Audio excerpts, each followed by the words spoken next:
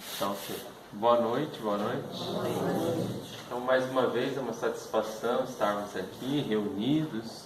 Como nos disse Jesus, onde estivermos reunidos em Teu nome, lá Ele se fará presente. Então, com certeza, Jesus está aqui nos auxiliando a buscar novos horizontes nas nossas vidas, né?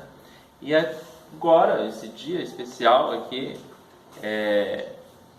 particularmente mais especial para mim, porque não só reunidos aqui nessa família espírita cristã, mas também estou com a minha família, esposa e filhos, né? E no momento em que a gente busca essa religiosidade, essa espiritualidade, não só na casa espírita, na família espírita, não só no templo religioso, na casa de oração, mas também levando para os nossos lares e trazendo dos nossos lares, né, aqueles que estão juntos, não por acaso, porque nós estamos numa determinada família, num determinado conjunto de pessoas naquela comunidade, porque é ali mesmo que devemos estar. Aí alguns podem dizer, mas bem que eu gostaria que meu esposo viesse, que minha sogra viesse, que meu filho, meu irmão, mas eles não querem vir, eles não podem, tem outras coisas para fazer.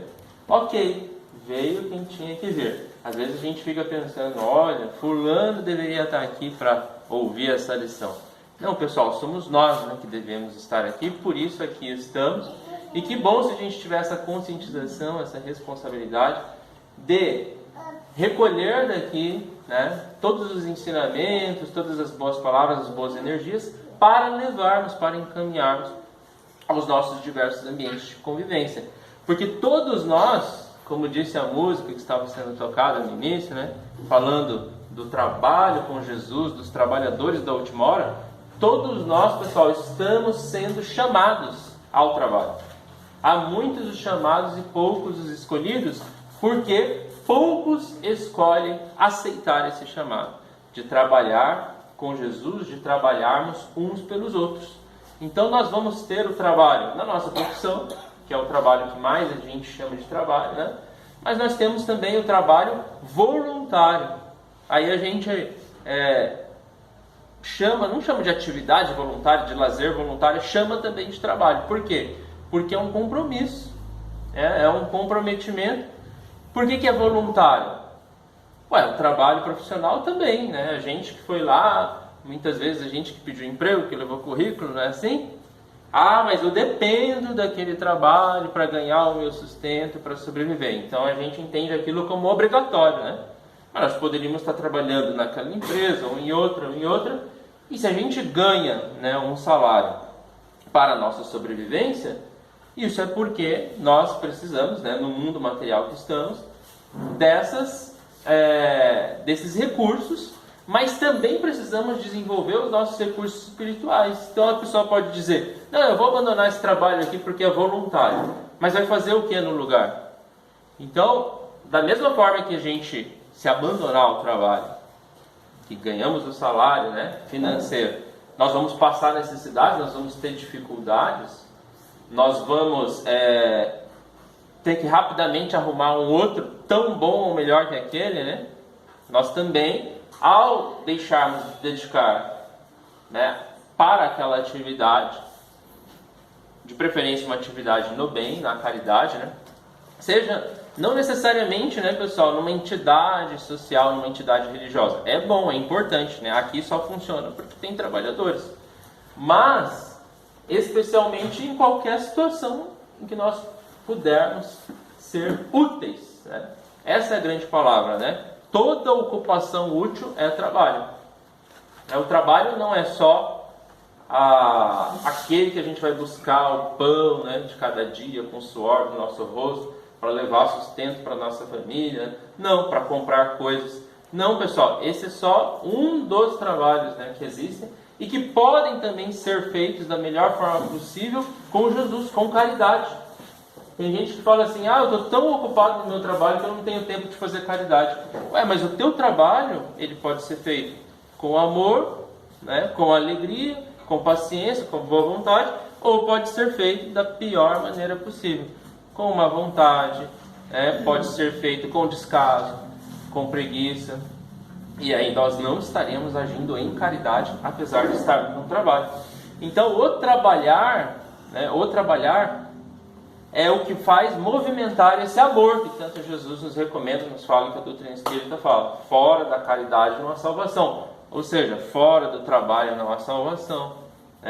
Fora do amor não há salvação. Porque tudo, na verdade, é amor, desde que seja feito dentro da mensagem e das virtudes que nos foram tão bem exemplificadas por Jesus. Então, como nós estamos nesse trabalho que só depende de nós? Porque no final das contas, pessoal, o verdadeiro salário, aquela recompensa, aquele pagamento que nós vamos levar conosco para a eternidade, não é o contra-cheque lá no final do mês. Isso aí a gente ganha para se manter aqui e é tudo passageiro. O que vai ficar são os conhecimentos que a gente adquiriu, o bem que a gente fez, as relações que a gente construiu, e isso se dá tanto no trabalho chamado aí remunerado, quanto no trabalho voluntário. Então fica o convite para todos nós trabalharmos.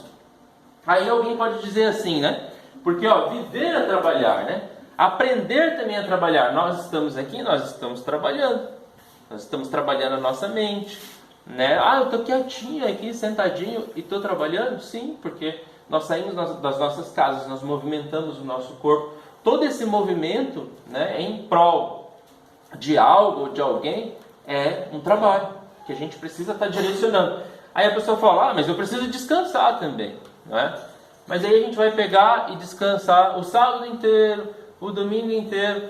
Aliás, aqui deve acontecer muito na Sociedade Espírita Novo Horizonte, como acontece lá na Sociedade Espírita Allan Kardec, muito das reclamações, dos casos até de depressão, pessoal, que chegam lá para receber um atendimento fraterno, que chegam na porta da casa espírita, muitos casos são as pessoas que se aposentaram, acharam, agora que eu vou para a vida boa, que eu vou ficar sem trabalhar.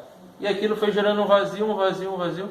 Claro, você não precisa mais trabalhar, e que bom, quem estiver nesse estágio, que não precisa mais esse trabalho para o alimento, para o sustento.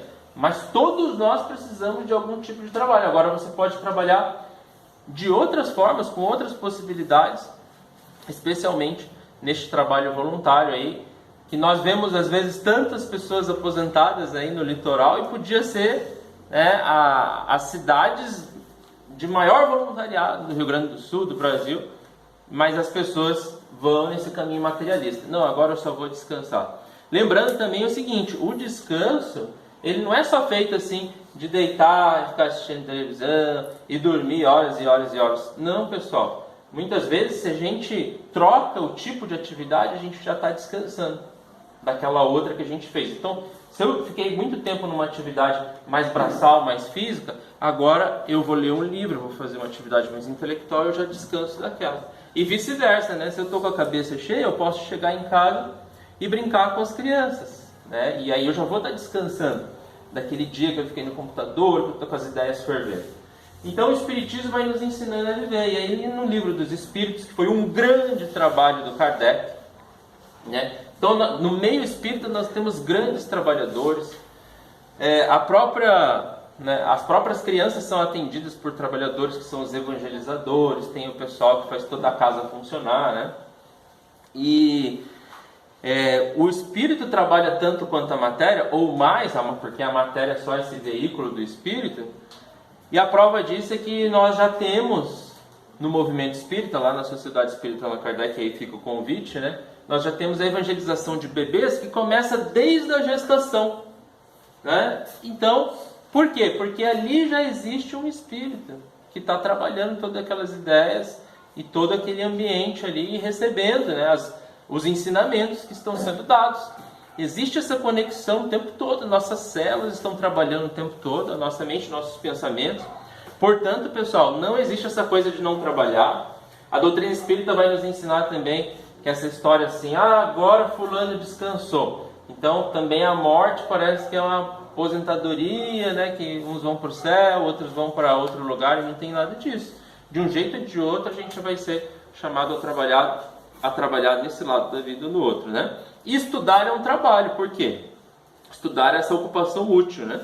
Então lá no Livro dos Espíritos nós vamos ter todo um questionamento ali, um questionário, Kardec, exatamente assim como professor que ele era, né? Buscando entender essa importância tão grande do trabalho nas nossas vidas, questões 674, se não me engano, e seguintes.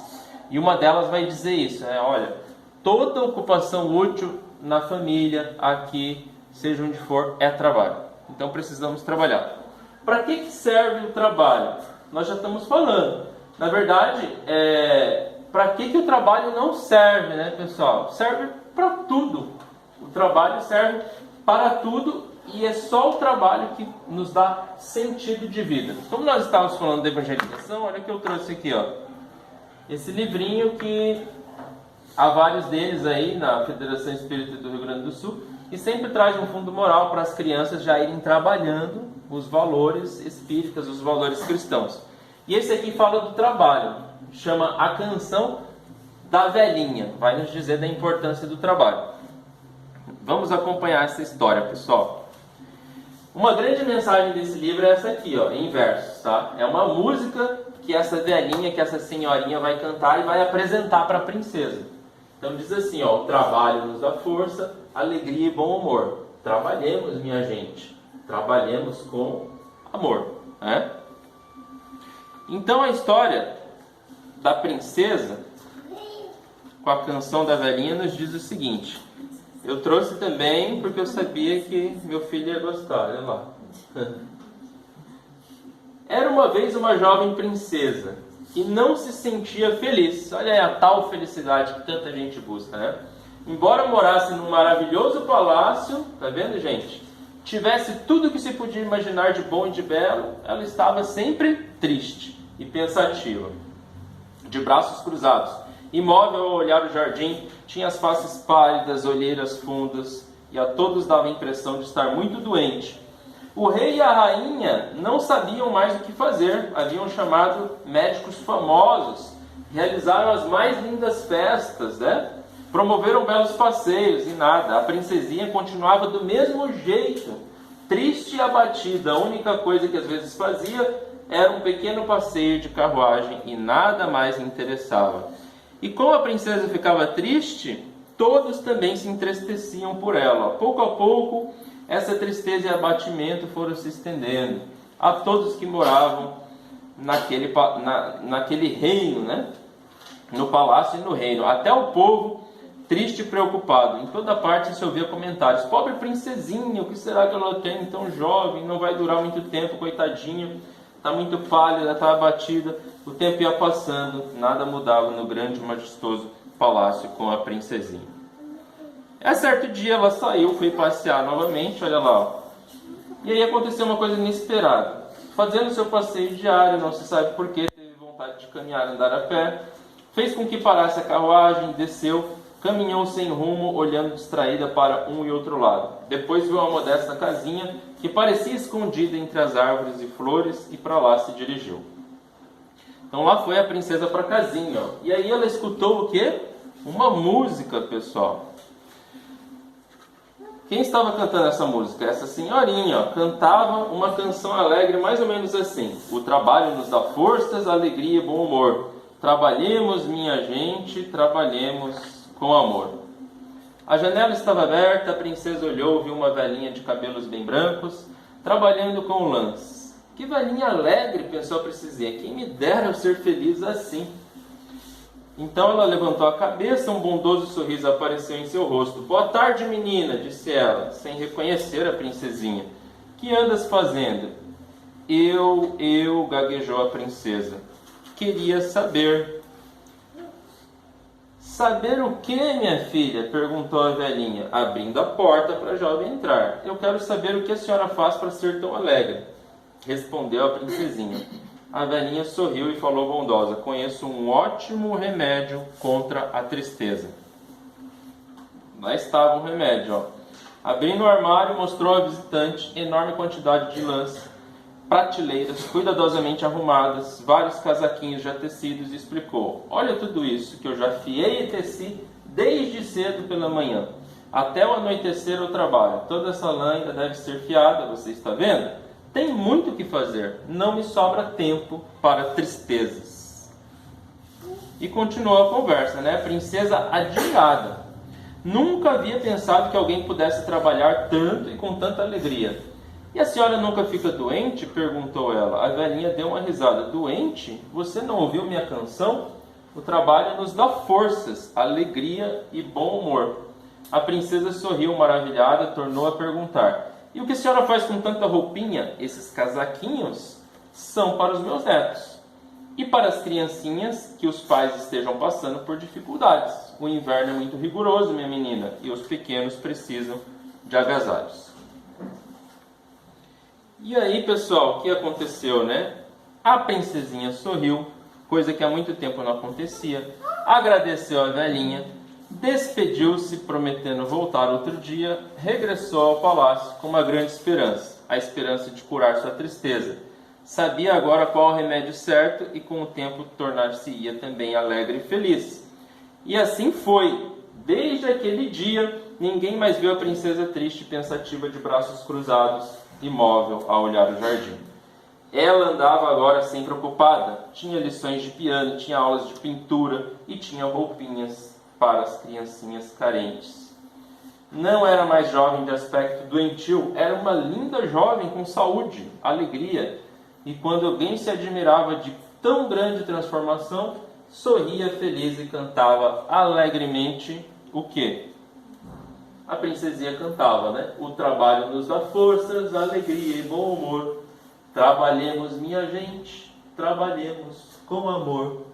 Vamos cantar juntos, ó. O trabalho nos dá forças, alegria e bom humor. Trabalhemos, minha gente, trabalhemos com amor. Esse detalhe aqui faz toda a diferença, né? Por quê? Uma vez eu vi uma frase dizendo o seguinte: o grande segredo da felicidade, dessa tal felicidade, é trabalhar pelo que se ama e amar aquilo que se trabalha. Porque muitas vezes, pessoal, a gente só quer fazer aquilo que a gente gosta, né? Eu faço essa terapia de amor, esse trabalho com amor, eu faço, por exemplo, com lavar louça. Eu olho para aquela louça empilhada, falo: mas não é isso que eu gosto de fazer. Mas alguém tem que fazer. Mas eu gosto, por exemplo, de ter uma louça limpa depois, né?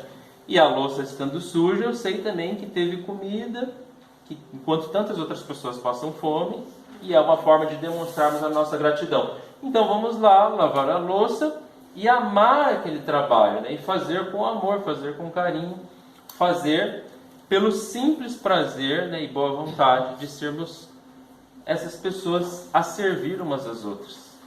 Então esse também deve ser o nosso foco. O trabalho nem sempre vai ser aquilo que a gente gosta, aquilo que é agradável, aquilo que é prazeroso, mas no momento que a gente faz aquilo que deve ser feito, vem aquela consciência, né, aquela paz de consciência, aquela satisfação do dever cumprido.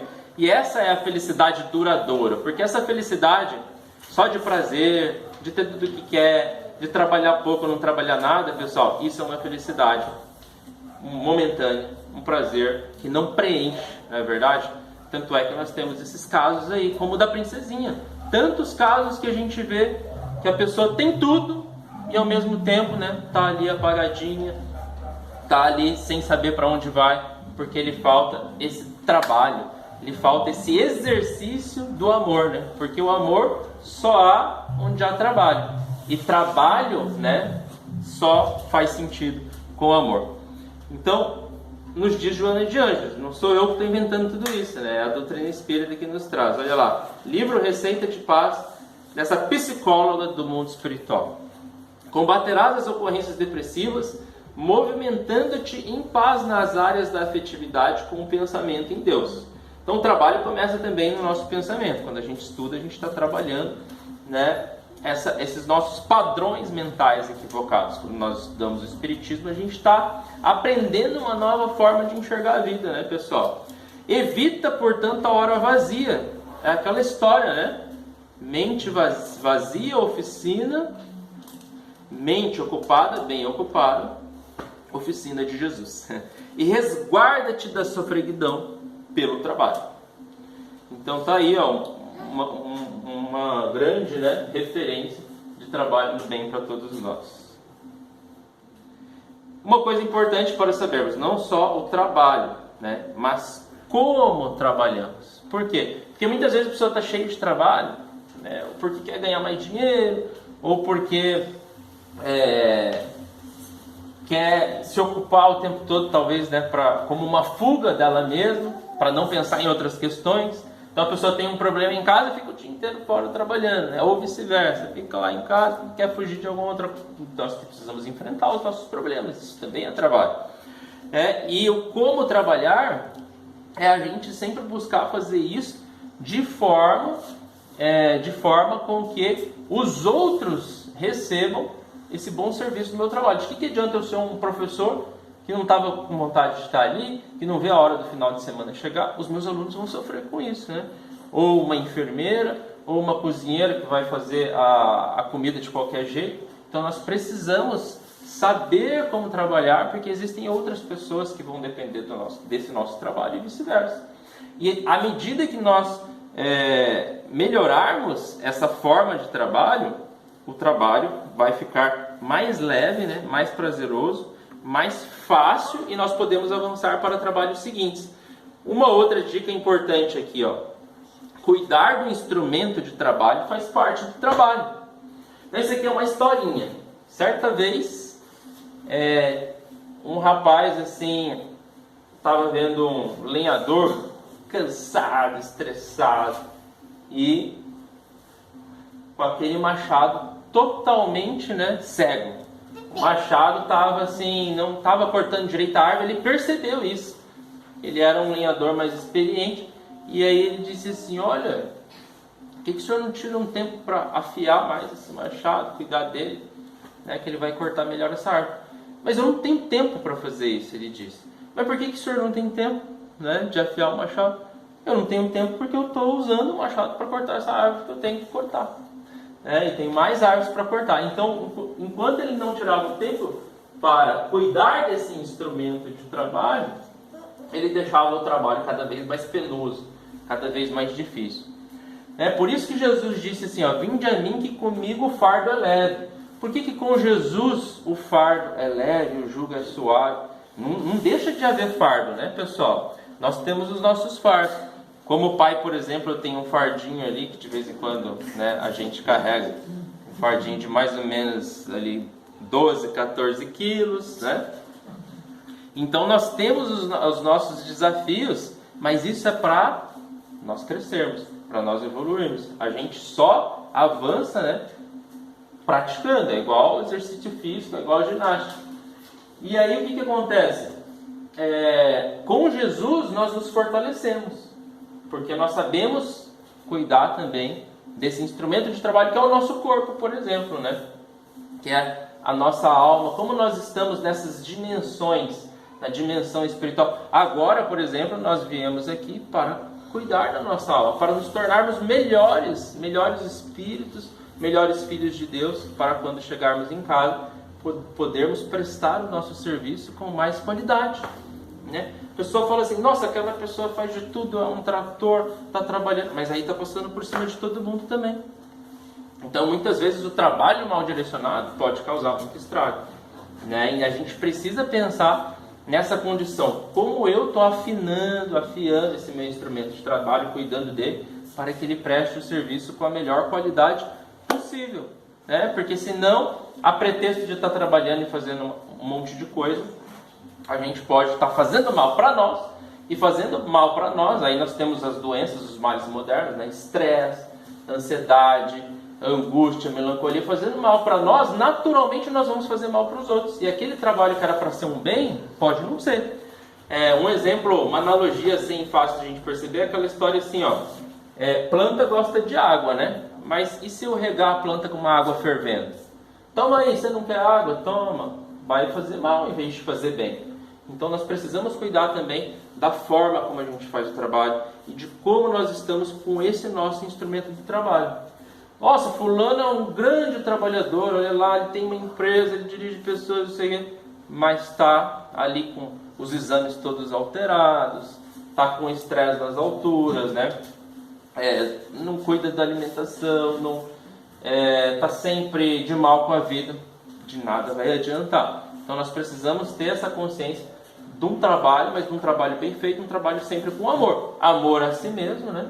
E amor para com o próximo. E daí desse amor a si mesmo para com o próximo, a gente fortalecendo esse amor a Deus que nos torna todos essa grande família. Esse Pai Nosso que a gente orou no começo, ele precisa ser trabalhado, ele precisa ser edificado, né? Então, como nós estamos aí com o nosso instrumento de trabalho, tá? E aqui, ó, uma última reflexão aqui para nossa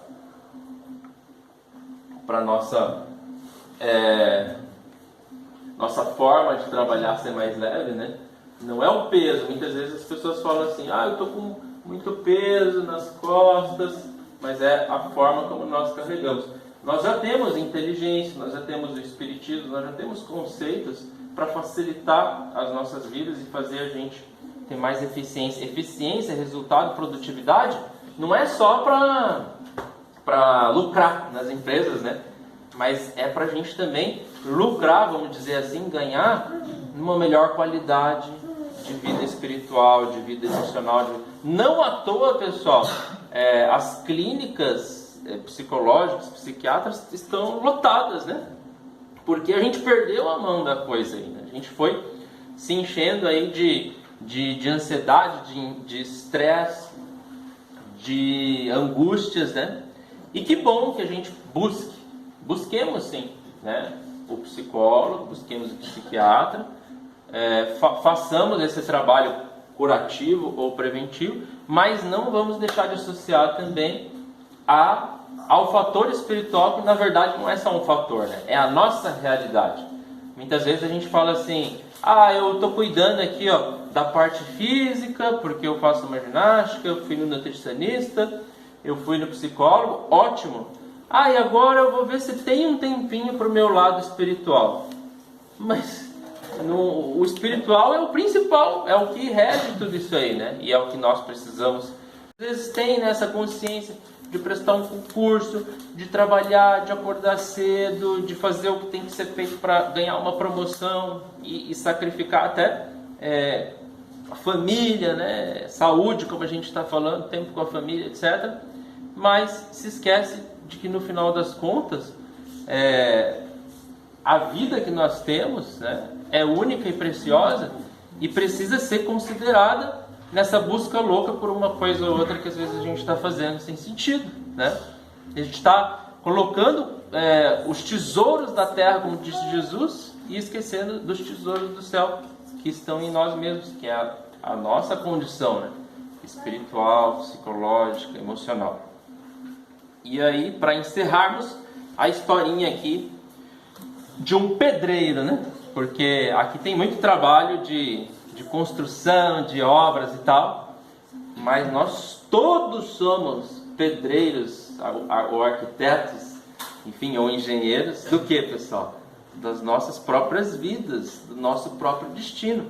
Como é que está essa obra que a gente está construindo, né?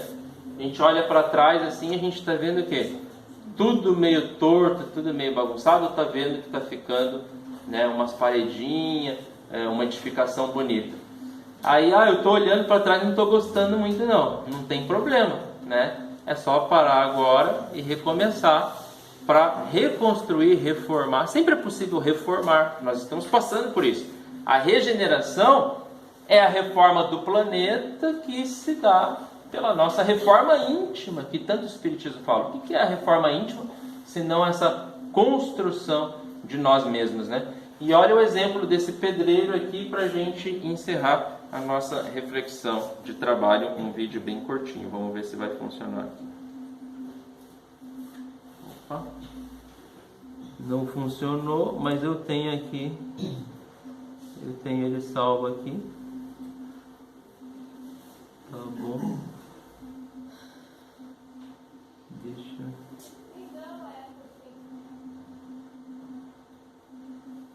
Não é fim de ano, mas a mensagem continua valendo.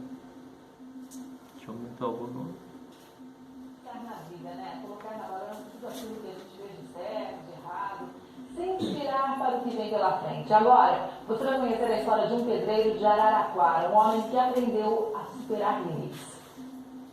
A dignidade se constrói, é atitude atrás de atitude, como se fosse uma parede sendo levantada. Primeiro um tijolo, massa para deixar tudo firme, outro tijolo.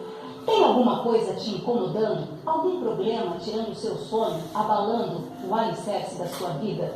Então a gente te faz um convite. Para um pouquinho agora tudo que você está fazendo e presta atenção nessa história. Às vezes a situação é difícil, né? A gente pensa que nem vai dar para continuar. É assim com muita gente. Não com o pedreiro aqui em Araraquara. Olhando assim, é apenas um homem, trabalhando, mas ele não tem as pernas. A vida do seu Lima foi assim. Muitos temporais vieram. Ventanias que derrubariam qualquer muro. E olha que ele teve muitos motivos para desanimar. Não senti. Porque a gente olhava para trás e via que tinha alguém que dependia de mim. Então, motivo de não desanimar. Quando existe vontade, disposição, não tem barreira capaz de impedir. Há 10 anos teve um problema sério de circulação. Primeiro os médicos amputaram a perna esquerda, depois a direita. Sentiu muita dor, mas isso não foi o pior. A fase mais difícil foi quando eu saí para trabalhar, o pessoal ficava meio achando que eu não conseguia. Parecia que seu Lima estava sendo testado. O casamento acabou e, para completar, 8 meses depois, sofreu um AVC. Nessa época, os médicos chegaram a iniciar um tratamento como psicólogo, mas ele não quis. Eu tive um encontro com Deus. E não tem psicólogo melhor. A família também ajudou. Uma família por trás também, com certeza ajudou. Com certeza. Melhor do que qualquer psicólogo? Melhor do que qualquer psicólogo. Os colegas só elogiam. O seu Lima é uma lição de vida. Ele é uma motivação pra gente. Às vezes a gente passa por motivos na nossa vida que a gente fala, eu vou abandonar, ou às vezes até mesmo no serviço. A gente fica desanimado, tudo a gente fala, ele tem as duas pernas e é um exemplo. A gente tem orgulho de ser amigo dele. E ele não para. É pedreiro, dos bons, tem a agenda cheia, chega a dispensar alguns serviços. Mas mesmo assim encontra tempo para ajudar outras pessoas. É voluntário na construção da igreja. Nunca ninguém espera essas armadilhas do destino, mas elas aconteceram para ele. Mas o seu Lima sabe que não ia adiantar nada se revoltar. A cabeça ficou fortalecida. Não tenho dúvida disso. Que hoje funciona muito melhor. Porque não adianta ter um físico bom se a cabeça não funciona. E quer saber de uma coisa? Ele só tem a agradecer. Conquistou o respeito de todos, dos filhos, e em breve vai se casar de novo. Claro que não foi fácil, mas o seu Lima ensina. Para tudo dar certo, tem que tocar a vida como se ela fosse uma obra. Precisa de carinho, dedicação, amor, tudo isso. Tanto para tocar a vida como para fazer uma construção. Não dá para parar a obra no meio do caminho. De forma nenhuma. Mesma coisa é a vida, não dá para parar a vida no meio. Não tem como.